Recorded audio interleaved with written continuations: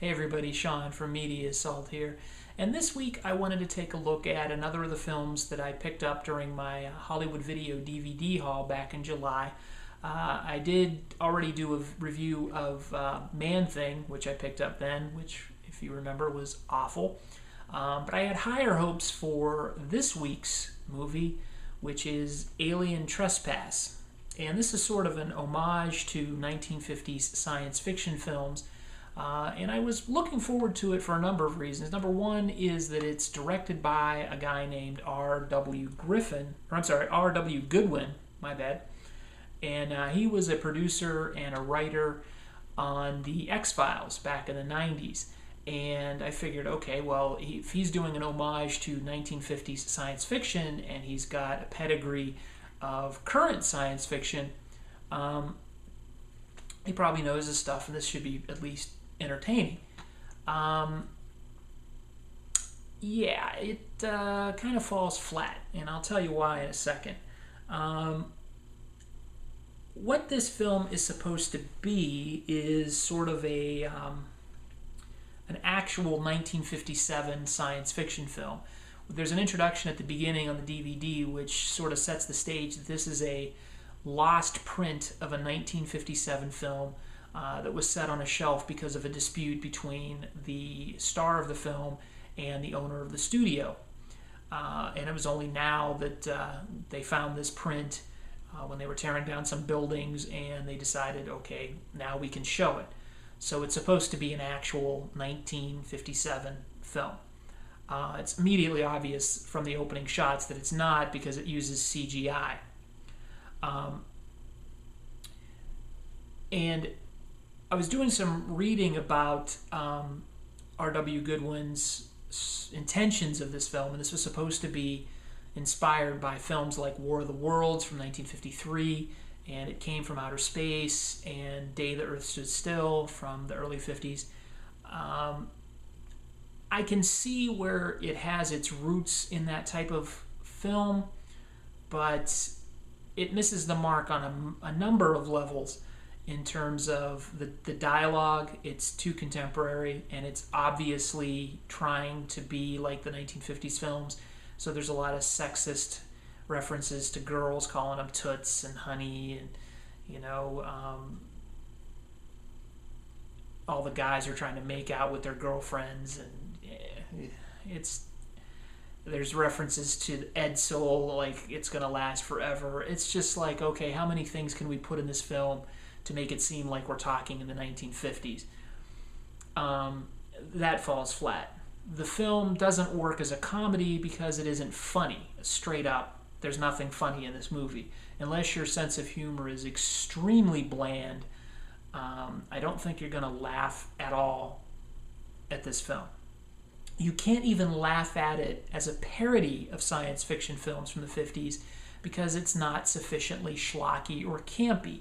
Like I said, it starts off with CGI. Okay, well, that doesn't look inherently bad unless it's really bad CGI, but bad CGI doesn't belong in the 1950s, so that doesn't work, even though the CGI isn't bad.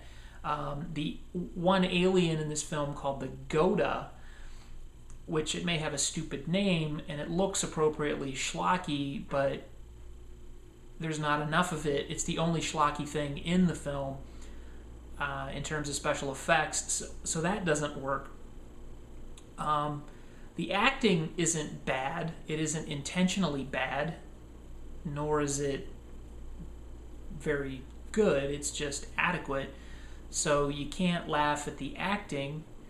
The cast is actually pretty good. You've got Robert Patrick from Terminator 2, Eric McCormack from Will and Grace, a woman named Jenni Baird, who is actually very good. She's on the cover here. And I don't know anything else that she's been in. Feel free to comment and tell me if you know what else she's been in. She's really good.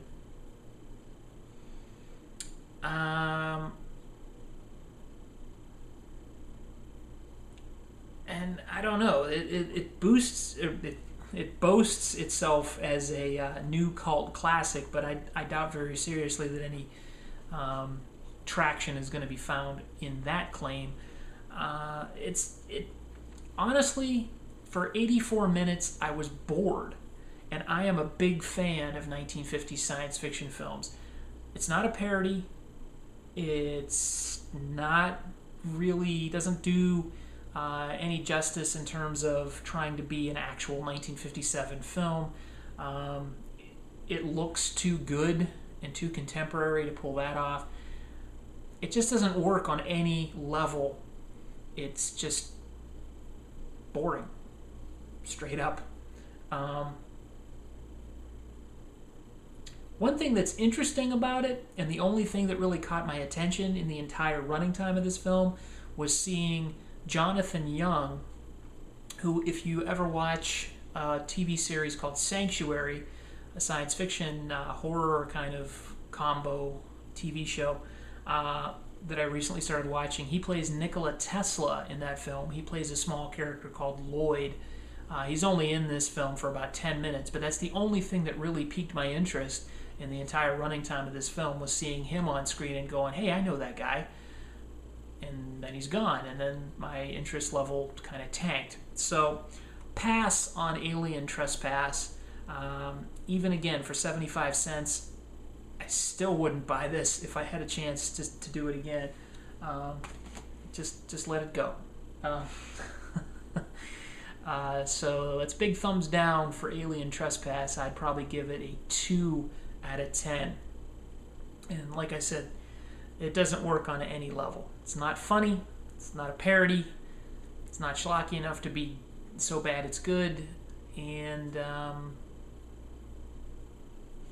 just doesn't work. Sorry, guys.